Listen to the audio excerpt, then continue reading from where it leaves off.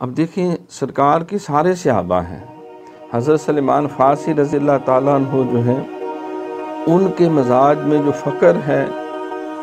وہ باقی صحابہ کرام میں اس انداز کا نہیں۔ جب حکم نازل ہوا کہ یسألونک ماذا ينفقون، یہ آپ سے پوچھتے ہیں کہ ہم کیا خرچ کریں، قل العفو، انہیں کہہ دو اپنی ضرورت سے جو زائد ہے بانٹ دو۔ سیدنا ابو ذر غفاری رضی اللہ تعالیٰ عنہ اس راہ پہ چل پڑے، وہ ایک وقت کا کھانا ہوتا اگلے وقت کے لیے کچھ بھی نہیں رکھتے تھے، اور حضرت سلمان فارسی رضی اللہ تعالیٰ عنہ آج کی ضرورت کے لیے ہوتا کل کے لیے کچھ بھی نہ ہوتا، اور ایران کے گورنر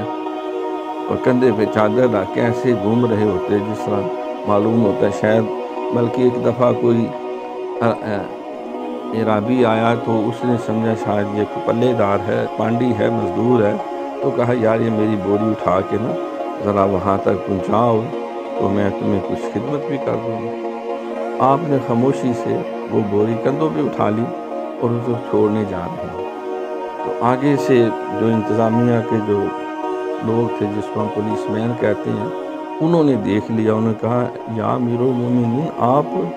یہ کس کی بوری اٹھائی ہوئی ہے؟ میں کوئی نہیں، یہ ہمارا بھائی ہے تو اس کو ضرورت تھی تو میں اس کو چھوڑا۔